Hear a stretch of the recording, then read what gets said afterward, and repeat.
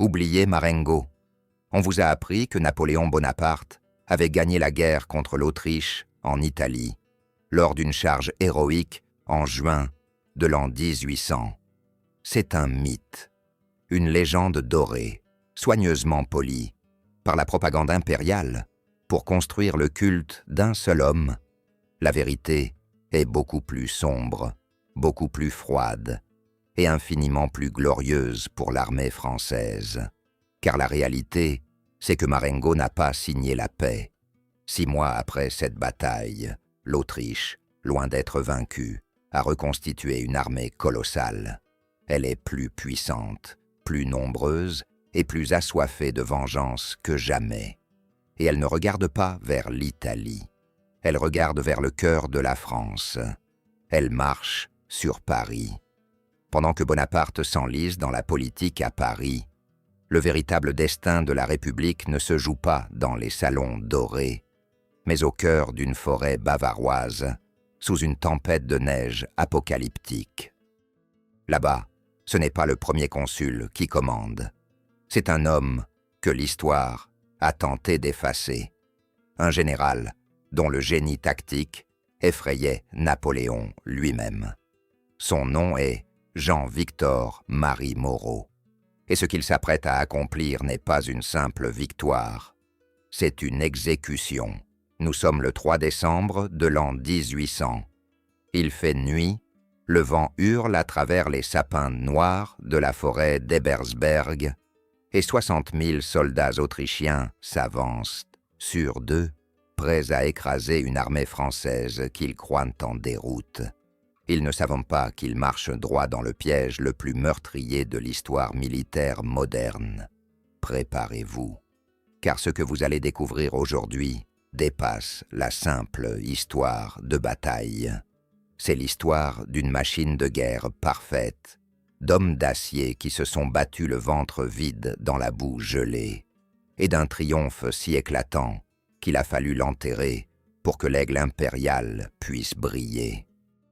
Ceci est l'histoire de la victoire française la plus absolue. Ceci est l'histoire du chef-d'œuvre oublié. Bienvenue dans l'enfer blanc de Hohenlinden. Pour comprendre l'ampleur du carnage qui se prépare, il faut d'abord balayer l'image d'Épinal, d'une Europe pacifiée par le génie de Bonaparte. À l'automne de l'an 1800, la paix ne tient qu'à un fil, et ce fil est sur le point de rompre. Vienne, la capitale de l'empire des Habsbourg, bout de rage. L'humiliation de Marengo n'a pas été digérée. L'empereur François II, gavé de subsides britanniques, a profité de la trêve estivale pour lever une nouvelle armée, une force colossale, destinée à écraser la République française une bonne fois pour toutes. Le plan des coalisés est simple, brutal et ambitieux. Ils ne visent pas une victoire tactique aux frontières. Ils veulent anéantir la puissance française. Tandis qu'une armée doit fixer les Français en Italie, le véritable coup de massue, l'effort principal, se fera en Allemagne, sur le théâtre du Danube. Là, 130 000 hommes, la fleur de la jeunesse autrichienne et hongroise, s'apprêtent à déferler sur la Bavière pour marcher sur le Rhin, puis sur Paris. C'est une marée humaine, une machine de guerre rutilante qui s'ébranle avec la certitude fanatique de la victoire. Face à eux, ce n'est pas l'armée de Bonaparte, c'est l'armée du Rhin. Et il est capital de saisir la différence, car c'est là que réside le secret de la victoire à venir. Si l'armée d'Italie de Napoléon était connue pour sa rapidité, son impétuosité, mais aussi son indiscipline et son aspect parfois dépenaillé, l'armée du Rhin est une toute autre bête. C'est l'aristocratie militaire de la République. Ce sont des professionnels, des hommes durs, silencieux, méthodiques. Ils sont mieux équipés, mieux nourris, mais surtout, ils possèdent une cohésion et une discipline de fer qui manquent cruellement à leurs camarades d'Italie. Ils ne se battent pas pour le panache, ils se battent pour l'efficacité. Il voit un culte non pas à un homme providentiel, mais à la manœuvre parfaite. Leur commandant, Jean-Victor Marie Moreau, est à leur image, là où Bonaparte est un joueur de poker prêt à tout miser sur un coup de dé. Moreau est un joueur d'échecs, prudent, froid, calculateur. Il ne cherche pas l'éclat, il cherche le résultat. Il connaît le terrain bavarois comme sa poche. Il sait que la topographie est une arme bien plus mortelle que le canon. Et en ce mois de novembre pluvieux et glacial, il observe les mouvements de l'ennemi avec l'œil d'un prédateur qui attend que sa proie commette l'erreur fatale. Et l'erreur, l'ennemi va la commettre. À la tête de l'immense armée autrichienne se trouve l'archiduc Jean. C'est un jeune homme de 18 ans. 18 ans. Il est courageux, certes, mais il est totalement inexpérimenté. Il est la marionnette de son chef d'état-major, le colonel Weyrother, un théoricien de cabinet qui pense que la guerre se gagne sur des cartes en papier, bien au chaud, loin de la boue et du sang. Weyrother est un homme dangereux, car il est persuadé d'être plus intelligent que tout le monde. C'est lui qui concevra plus tard le plan désastreux d'Austerlitz, mais pour l'instant, c'est à Hohenlinden qu'il va mener son armée à la boucherie. Weyrother et l'archiduc Jean sont convaincus d'une chose. Les Français ont peur. Depuis quelques jours, Moreau recule. Il abandonne ses positions. Il cède du terrain. Il refuse le combat. Pour les Autrichiens, l'interprétation est évidente. Le moral des Français s'effondre. Ils sont en pleine déroute. L'excitation gagne l'état-major impérial.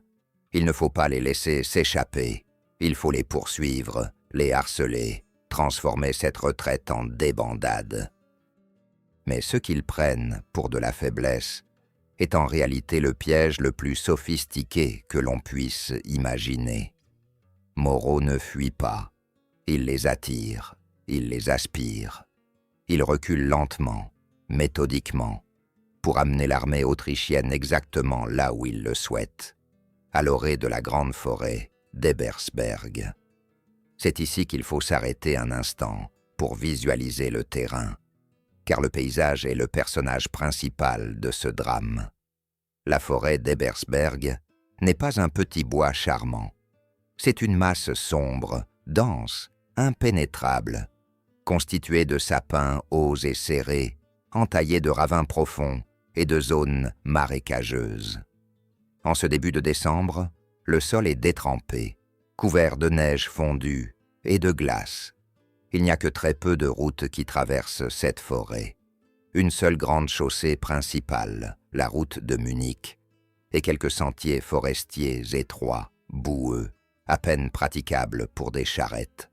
Encore moins pour une armée moderne, avec son artillerie et ses bagages. Moreau sait que s'il parvient à attirer les Autrichiens dans cette forêt, leur supériorité numérique ne vaudra plus rien. Dans ces défilés étroits, 60 000 hommes ne sont pas une armée, ils sont un embouteillage. Ils ne pourront pas se déployer, ils ne pourront pas manœuvrer. Les canons seront bloqués, la cavalerie sera inutile. C'est le principe du goulot d'étranglement, poussé à son paroxysme. C'est cette intelligence tactique, cette capacité à utiliser chaque repli de terrain pour défendre le sol sacré de la patrie qui force le respect. Ces soldats de l'an 2, de l'an 4, de l'an 8, ces hommes qui ont marché pieds nus dans la neige pour protéger la France des coalitions monarchiques, incarnent une résilience qui dépasse l'entendement. Si vous aimez notre histoire, si vous ressentez cette fierté vibrer en vous à l'évocation de ces sacrifices oubliés, alors vous êtes au bon endroit. Abonnez-vous à notre chaîne L'Héritage de Fer, car notre mission est justement de déterrer ces moments de gloire pure et de les remettre en pleine lumière, là où ils doivent être. Rejoignez-nous pour que la mémoire de ces géants ne s'éteigne jamais. revenons à ce 1er décembre de l'an 1800. La Nasse est en place. Moreau a positionné son armée à la sortie de la forêt, sur une plaine dégagée près du village de Hohenlinden. Il attend. Il a divisé ses forces. Au centre, face à la sortie de la forêt, il a placé ses meilleurs combattants, les divisions des généraux Grouchy et Ney. Oui, le futur maréchal Ney, le brave des braves, est là. Il est jeune, il a le feu sacré, et il commande des troupes d'élite. Leur mission sera la plus difficile, encaisser le choc frontal. Ils doivent être l'enclume sur laquelle l'armée autrichienne viendra se briser. Mais l'enclume ne sert à rien sans le marteau. Et le marteau, Moreau l'a confié à 2 autres généraux, Richepanse et De Caen. Il les a envoyés loin, sur les flancs, avec l'ordre de contourner la forêt par le sud. Leur mission est d'une audace folle. Ils doivent marcher à travers les sentiers enneigés, se perdre dans le blizzard, pour surgir, si Dieu le veut, sur les arrières de l'ennemi au moment critique. C'est un pari risqué. Si Richepanse arrive trop tard, Ney et Grouchy seront écrasés par le nombre. S'il arrive trop tôt, il se heurtera à des forces supérieures. Il faut une synchronisation parfaite dans une époque sans radio, sans téléphone, où les ordres voyagent au rythme du galop d'un cheval dans la boue. Le 2 décembre, la tension monte d'un cran. Le ciel devient gris plomb. L'air se charge d'humidité glaciale. Les éclaireurs français rapportent que l'armée autrichienne est en mouvement. L'archiduc Jean a mordu à l'hameçon. Persuadé que les Français sont en pleine déconfiture, il ordonne une marche générale en avant pour le lendemain matin. Son plan est d'une simplicité qui frôle la stupidité. Il va lancer son armée à travers la forêt en 4 colonnes séparées pour converger vers Hohenlinden et balayer les restes de l'armée de Moreau. Mais l'archiduc et son conseiller Weyrother commettent une faute capitale, une erreur de débutant, qui va leur coûter leur armée. Ils négligent la météo et le terrain. Ils lancent leurs colonnes sur des routes forestières séparées, sans assurer de liaison entre elles. Dans la forêt dense, les colonnes ne peuvent pas se voir, elles ne peuvent pas s'entraider. Pire encore, la colonne principale, celle qui emprunte la grande route, transporte toute l'artillerie lourde et les bagages. Elle va avancer beaucoup plus vite que les colonnes latérales, qui doivent se frayer un chemin dans les sentiers boueux. L'armée autrichienne va donc arriver sur le champ de bataille, en morceaux, désarticulée, aveugle. La nuit du 2 au 3 décembre tombe sur la Bavière. Et avec la nuit vient la tempête. Une tempête de neige d'une violence inouïe. Le vent se lève, la température chute brutalement. La neige commence à tomber, épaisse, lourde, effaçant les chemins, étouffant les sons. Dans le Rhin autrichien, c'est l'euphorie. On boit, on chante, on nettoie les armes en rêvant du butin. On se voit déjà à Munich, on se voit déjà à Paris. L'insouciance règne. Côté français, le contraste est saisissant. Pas de chants, pas de lumières inutiles. Les hommes de l'armée du Rhin sont blottis dans leurs manteaux bleus, grelottant autour de feux de bivouac qui peinent à rester allumés sous la neige. Ils vérifient leur silex, protègent leurs poudrières de l'humidité. Ils savent que demain sera terrible. Ils savent qu'ils sont en infériorité numérique. Mais ils ont une confiance absolue en Moreau.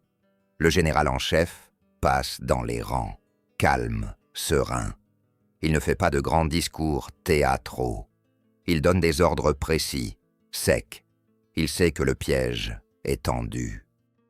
Il ne reste plus qu'à attendre que la bête mette le pied dedans. Au petit matin du 3 décembre, le jour peine à se lever. Le ciel est si bas qu'il semble toucher la cime des sapins. La neige tombe si fort qu'on ne voit pas à 10 pas. C'est un jour blanc, un jour de mort. À 7 heures du matin, Les avant-gardes autrichiennes sortent de la lisière de la forêt et se heurtent violemment aux lignes françaises. Le premier coup de canon tonne, étouffé par la neige.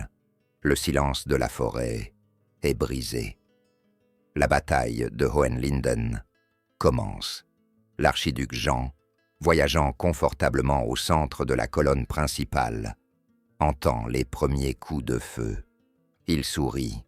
Il pense que c'est l'arrière-garde française qui tente un baroud d'honneur avant de s'enfuir. Il ordonne d'accélérer. « En avant, écrasez-les !» crie-t-il. Il ne sait pas qu'il envoie ses hommes contre un mur. Face à lui, les divisions de Ney et de Grouchy ne bougent pas d'un pouce. Ils sont positionnés en arc de cercle, profitant des hauteurs. L'artillerie française, positionnée avec une précision diabolique, ouvre le feu. Les boulets labourent les rangs serrés des Autrichiens qui débouchent de la route forestière. C'est un massacre immédiat. Les Autrichiens, surpris de trouver une résistance aussi féroce, tentent de se déployer.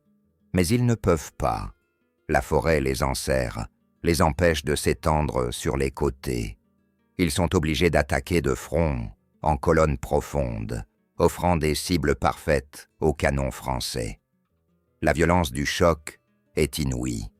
Dans la tempête, les uniformes blancs des Autrichiens surgissent comme des fantômes pour être fauchés par les salves de mousqueterie des grenadiers français. Les hommes tombent. La neige se teinte de rouge. Ney, fidèle à sa légende, est partout à la fois.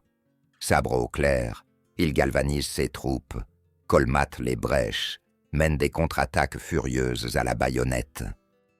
Les combats se transforment en une mêlée confuse, brutale, corps à corps. On se bat à coups de crosse, à coups de couteau, dans la boue et le sang. Mais malgré leur héroïsme, les Français plinent.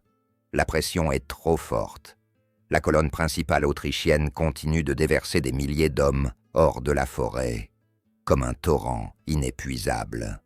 Ney et Grouchy reculent, pied à pied, disputant chaque mètre de terrain. Ils regardent vers le sud, vers la forêt, le cœur serré. Ils attendent le marteau. Ils attendent Richepanse. Mais Richepanse n'arrive pas. Où est Richepanse? C'est la question qui hante Moreau, qui observe la bataille depuis une colline, sa lunette braquée sur la lisière sombre des arbres. Le général Richepanse est perdu dans l'enfer blanc. Sa colonne s'est disloquée dans la tempête. Les sentiers sont impraticables. Les canons s'embourbent. Pire encore, alors qu'il tente de progresser vers les arrières de l'ennemi, une autre colonne autrichienne, l'une de celles qui s'étaient égarées, vient de surgir sur son propre flanc. Richepanse se retrouve coupé de son armée, isolé au milieu de l'océan autrichien. C'est à cet instant précis que le destin de la guerre va basculer. C'est ici que se joue la différence entre un bon général et une légende. La plupart des officiers, dans la situation de Richepanse, auraient ordonné la retraite pour sauver leurs hommes, encerclés, perdus, en infériorité numérique. La logique militaire impose le repli défensif. Mais Richepanse n'est pas un homme ordinaire. Il comprend que s'il recule, Ney sera écrasé et la bataille sera perdue. Il comprend que la seule chance de survie, la seule chance de victoire, c'est la fuite en avant. L'attaque suicide. Au mépris de toutes les règles de prudence, Richepanse prend une décision qui glace le sang de ses officiers. Il laisse une poignée d'hommes pour contenir l'ennemi qui l'attaque sur le flanc, et avec le reste de sa division, il tourne le dos à ses assaillants pour foncer droit vers la route principale, droit vers le cœur de la colonne autrichienne. Il s'enfonce plus profondément dans la gueule du loup. C'est un acte de folie pure, c'est un acte de génie. Dans le vacarme de la bataille principale, personne ne voit venir le danger. L'archiduc Jean est toujours persuadé de gagner. Il pousse ses dernières réserves contre la ligne de Ney, qui est sur le point de rompre.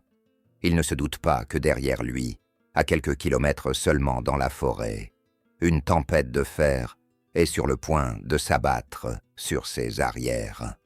La scène qui va suivre est digne des plus grandes tragédies antiques. Imaginez la colonne autrichienne étirée sur des kilomètres le long de cette route forestière unique. C'est un immense serpent, composé de chariots de munitions, d'artillerie de réserve, de troupes fraîches qui attendent de monter au front. Ils sont bloqués, serrés les uns contre les autres, et soudain, surgissant des bois comme des démons, les fantassins de Richepanse tombent sur eux. Ce n'est pas une bataille, c'est une exécution. Les Français, hurlant, vivent la République, chargent les flancs, exposés de la colonne. Ils tirent à bout portant sur les attelages des canons, tuant les chevaux, renversant les caissons. En quelques minutes, la route est bloquée par un chaos indescriptible. Les conducteurs de chariots paniquent, tentent de faire demi-tour, écrasant leur propre infanterie. La peur, une peur primale, contagieuse, se répand comme une traînée de poudre le long de la colonne autrichienne. Au front, l'archiduc Jean entend soudain des coups de feu derrière lui. Au début, il ne comprend pas. Comment est-ce possible? Les Français sont devant. Mais le bruit se rapproche. Les rumeurs de panique remontent la colonne. Nous sommes coupés. Nous sommes encerclés. Les soldats qui se battaient avec acharnement contre Ney sentent que quelque chose ne va pas. L'élan se brise. L'incertitude s'installe. C'est le moment que Moreau attendait. Il voit l'hésitation dans les lignes ennemies. Il voit la fumée s'élever au-dessus de la forêt, là où Richepanse y est censé être. Il comprend que le piège s'est refermé. Il se tourne vers Ney et Grouchy. Il n'a besoin de dire qu'un mot. Chargez. Et la charge de Ney, c'est l'orage qui éclate. Les soldats français, épuisés, couverts de boue, les yeux rougis par la poudre et le froid, sentent le changement. Ils voient leurs officiers lever leurs sabres. Ils entendent les tambours battre la charge, ce rythme frénétique qui fait vibrer les tripes. Un cri immense, un hurlement bestial jaillit de milliers de poitrines. En avant! Et la ligne française, qui pliait quelques instants plus tôt, bondit en avant comme un ressort libéré.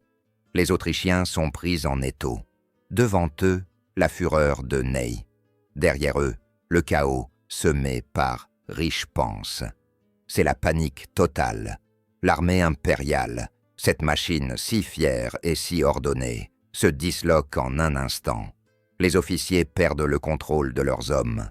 Les régiments se mélangent. Ceux de l'avant tentent de reculer pour échapper aux baïonnettes de Ney. Mais ils se heurtent à ceux de l'arrière, qui sont poussés en avant par la cohue. C'est un pressoir humain. Les hommes sont écrasés, piétinés. Au cœur de la forêt, c'est l'apocalypse. Les canons autrichiens, bloqués sur la route, ne peuvent pas tirer. Les artilleurs sont sabrés sur leurs pièces. Les cavaliers autrichiens, l'élite de la noblesse, sont coincés entre les arbres, incapables de charger, réduits à se défendre maladroitement contre l'infanterie française qui surgit de partout. La neige blanche devient rouge, une boue sanglante qui gèle instantanément. L'archiduc Jean, terrifié, assiste à l'effondrement de son monde. Il voit ses bataillons d'élite jeter leurs armes et fuir à travers bois. Il tente de rallier sa garde, mais il est emporté par le flot des fuyards. Lui qui rêvait de gloire le matin même, le voilà réduit à un fugitif, galopant à travers les fourrés pour sauver sa peau, abandonnant son armée à son sort. Le piège de Moreau a fonctionné au-delà de toutes les espérances. Ce n'est plus une retraite, c'est une déroute. Les colonnes latérales autrichiennes, celles qui devaient converger vers le centre, arrivent enfin sur le champ de bataille, mais trop tard. Elles débouchent une à une, isolées, désorientées, et sont cueillies par les divisions françaises qui ont maintenant le contrôle total du terrain. De Caen, l'autre général envoyé sur les flancs, surgit à son tour et achève le travail de destruction. Les chiffres de cette journée donnent le vertige. En quelques heures, l'armée autrichienne a cessé d'exister en tant que force combattante. 18 000 Autrichiens sont hors de combat, morts, blessés ou capturés par milliers. Près de 100 pièces d'artillerie tombent aux mains des Français, ainsi que des centaines de caissons de munitions et tous les bagages de l'armée. C'est une saignée, une humiliation sans précédent. Côté français, les pertes sont minimes, à peine 2500 hommes, un ratio de 1 pour 7. C'est inouï pour l'époque. Napoléon à Marengo a perdu presque autant d'hommes que les Autrichiens pour un résultat incertain. Ici, Moreau a obtenu une victoire totale, absolue, définitive, en économisant le sang de ses soldats. C'est la marque des plus grands capitaines de l'histoire. C'est un chef-d'œuvre tactique, digne d'Hannibal à Cannes. Mais la victoire de Hohenlinden ne s'arrête pas au soir du 3 décembre. Ce n'est que le début de la fin pour l'Autriche. Car contrairement à de nombreuses victoires du passé, où l'armée victorieuse, épuisée, s'arrêtait pour souffler, Moreau ne s'arrête pas. Il sait qu'il faut exploiter le succès jusqu'à la lie. Il lance ses troupes à la poursuite des débris de l'armée ennemie. Pendant les 2 semaines qui suivent, l'armée du Rhin se transforme en une meute de loups. Elle talonne les Autrichiens jour et nuit, ne leur laissant aucun répit. Elle parcourt 300 kilomètres en 15 jours, en plein hiver, franchissant les rivières glacées, bivouaquant dans la neige. Chaque jour apporte son lot de prisonniers et de canons capturés. L'armée autrichienne fond comme neige au soleil. Elle est démoralisée, brisée. Vienne est à portée de main. La panique s'empare de la capitale impériale. La famille royale prépare ses bagages. C'est cette pression insoutenable, cette menace directe sur le cœur de l'Empire, qui force l'empereur François II à demander la paix. Il n'a plus le choix. Son armée est détruite, son frère est humilié, sa capitale est menacée. Le 25 décembre 1800, l'armistice de Steyr est signé. La guerre est finie. Et c'est là que l'histoire devient cruelle. Car cette victoire, cette paix triomphale que la France attendait depuis 10 ans, c'est Moreau qui l'a offerte à la République. C'est l'armée du Rhin qui a vaincu la coalition. C'est Hohenlinden qui a mis l'Europe à genoux, pas Marengo. Pourtant, à Paris, l'accueil est tiède. Napoléon Bonaparte, premier consul, comprend immédiatement le danger. Moreau est devenu trop grand, trop glorieux.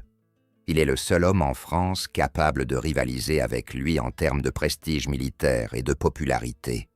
Le vainqueur de Hohenlinden fait de l'ombre au vainqueur de Marengo. Et Napoléon ne supporte pas l'ombre. La machine de propagande se met en marche. Oh, certes, on tire le canon aux invalides, on félicite officiellement Moreau.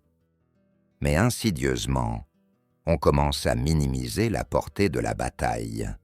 On attribue le mérite au sous-ordre, à Richepanse, à Ney, plutôt qu'au général en chef. On murmure que Moreau a eu de la chance, que l'ennemi était faible. Dans les bulletins officiels, Marengo reste la référence absolue, le moment pivot, alors que Hohenlinden est relégué au rang de simple opération de nettoyage. Le destin de Moreau est scellé.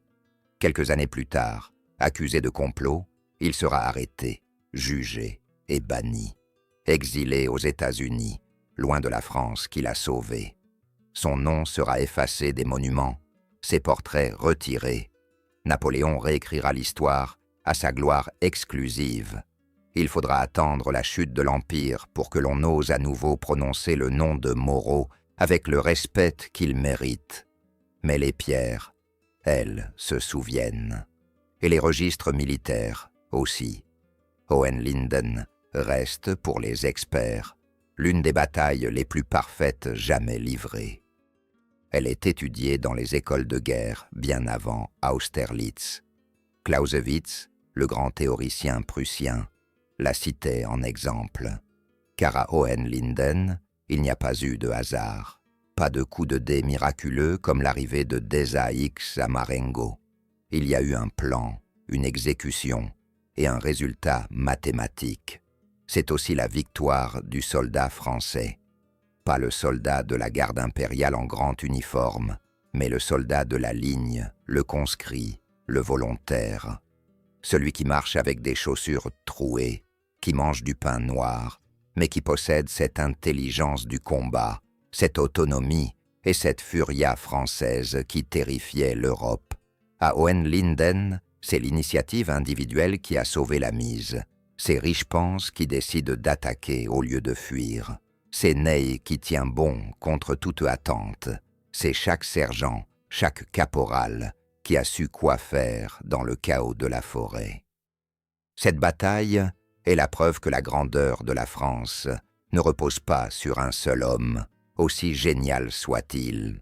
Elle repose sur un peuple, sur une armée, sur une tradition de courage et d'excellence militaire qui traverse les siècles. Napoléon a peut-être donné son nom à une épopée, mais les fondations de cette épopée ont été coulées dans le sang et la neige de Hohenlinden par l'armée du Rhin. Il est temps de rendre à César ce qui est à César et à Moreau ce qui est à Moreau. En redécouvrant cette bataille, nous ne diminuons pas Napoléon, nous enrichissons notre histoire. Nous rappelons que la France était une pépinière de talents, une nation capable d'enfanter des géants par douzaines. Kléber, Hoche, Marceau, Desaix, Moreau. Autant de noms qui auraient pu être des empereurs, autant de destins brisés ou volés qui ont construit la légende.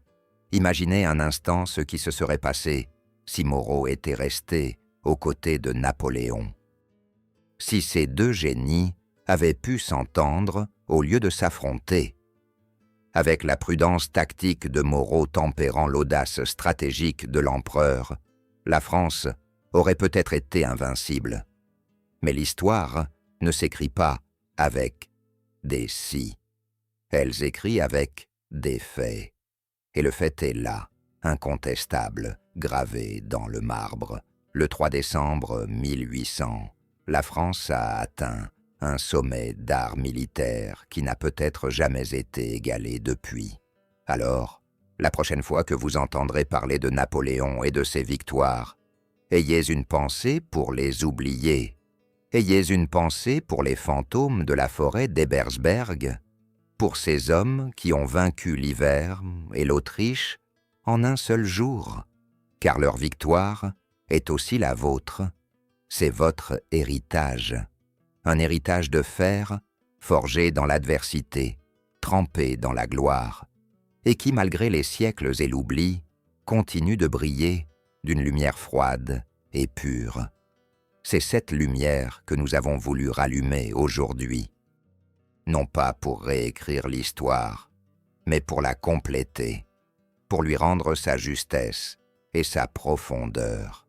Car une nation qui oublie ses héros est une nation qui perd son âme, et Moreau, Richepens, Ney et les milliers d'anonymes de Hohenlinden méritent mieux que l'oubli.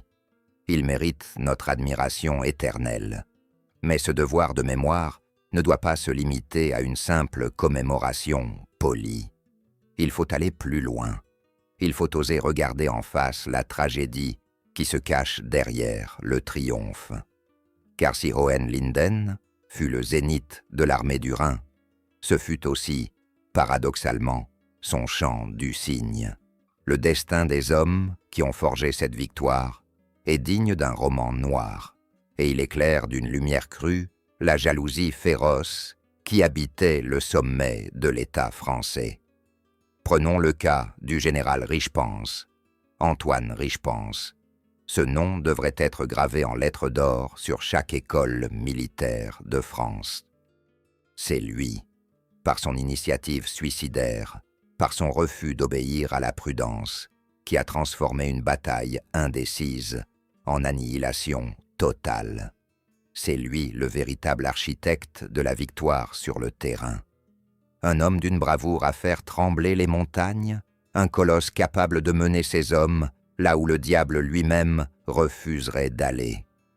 Et comment la France de Bonaparte l'a-t-elle remercié? A-t-il été couvert d'or? A-t-il reçu le bâton de maréchal qu'il méritait 1000 fois? Non. Moins de 2 ans après son exploit dans les neiges de Bavière, Richepanse est envoyé à l'autre bout du monde, en Guadeloupe. Une expédition lointaine, ingrate, meurtrière. Officiellement, il s'agit de rétablir l'ordre. Officieusement, beaucoup y voient une manière d'éloigner les officiers trop républicains, trop liés à Moreau, trop encombrants pour le nouveau César qui s'installe aux Tuileries. Richepanse, le héros de Hohenlinden, ne mourra pas au champ d'honneur face à une armée digne de lui. Il mourra de la fièvre jaune, délirant sur un lit de camp tropical, loin de la gloire, loin de l'Europe qu'il avait contribué à pacifier. Il avait 32 ans, une étoile filante, brisée par la maladie et l'oubli politique. C'est là toute la cruauté de l'histoire impériale. L'armée du Rhin, cette force magnifique, dérangeait. Elle était trop purement républicaine. Ses soldats ne criaient-ils pas « Vive Bonaparte », ils criaient « Vive la République ». Ils portaient leurs cheveux courts, méprisaient le luxe et cultivaient une camaraderie austère qui contrastait avec les dorures et le faste qui commençait à envahir l'entourage du premier consul. Pour Napoléon, cette armée était une menace. Elle était le dernier rempart contre son ambition de pouvoir absolu. Alors, il l'a démantelée, il l'a dispersée.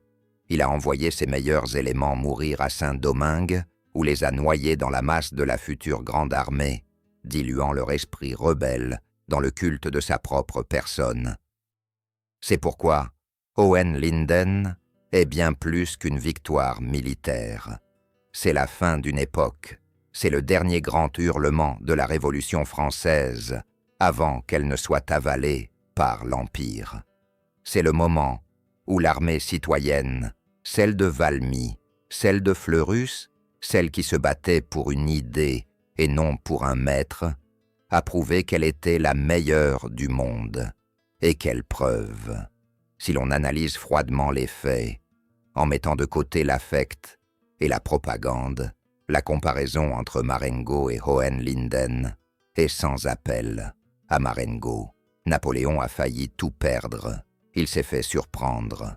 Il a mal évalué les forces ennemies. Il a dispersé ses troupes avant la bataille.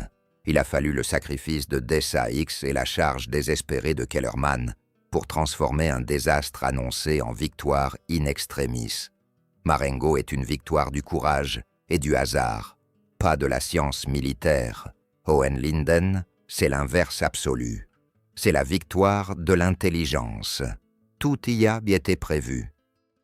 Le choix du terrain, cette forêt transformée en piège. L'estimation des intentions de l'ennemi, parfaite. La gestion du temps et de l'espace, millimétrée. Moreau n'a pas eu besoin de miracles. Il n'a pas eu besoin de sacrifier inutilement ses hommes pour rattraper une erreur stratégique. Il a gagné avant même que le premier coup de feu ne soit tiré, simplement parce qu'il avait placé ses pions au bon endroit. C'est ce qu'on appelle l'art opérationnel. C'est la différence entre un bagarreur de génie et un grand maître. D'ailleurs, les contemporains ne s'y trompaient pas. À l'époque, dans les chancelleries de Londres, de Berlin ou de Saint-Pétersbourg, c'est bien le nom de Moreau qui faisait trembler. C'est la catastrophe de Hohenlinden qui a convaincu les monarques d'Europe que la France était invincible sur le continent. Le traité de Lunéville signé dans la foulée, est un triomphe diplomatique total. Il repousse les frontières de la France jusqu'au Rhin. Ce rêve séculaire de la monarchie française que Louis XIV n'avait jamais pu réaliser totalement. La République et l'armée du Rhin l'ont accompli. La frontière naturelle de la France est sécurisée. L'Autriche est chassée d'Italie et d'Allemagne. Le Saint-Empire romain germanique, cette vieille institution millénaire, est frappée à mort et ne s'en relèvera jamais. Imaginez la puissance de ce moment. La France est à son apogée. Elle domine l'Europe, non pas par la tyrannie, mais par la supériorité de ses armes et de ses principes. Et tout cela, grâce à une bataille livrée au cœur de l'hiver, par des hommes qui n'avaient souvent pour toute nourriture qu'un morceau de biscuit durci et de la neige fondue. Il est fascinant de voir comment Napoléon a étudié cette bataille. Lui qui détestait Moreau, il a pourtant, en secret, appris de lui. Regardez la bataille d'Austerlitz 5 ans plus tard. On y retrouve les mêmes ingrédients. Le choix d'un terrain spécifique, l'appât tendu à l'ennemi, en lui faisant croire à une faiblesse, l'attaque foudroyante sur les flancs et les arrières. Le soleil d'Austerlitz doit beaucoup aux neiges de Hohenlinden. Napoléon a perfectionné la méthode, il l'a rendue plus grandiose, plus théâtrale, mais la partiti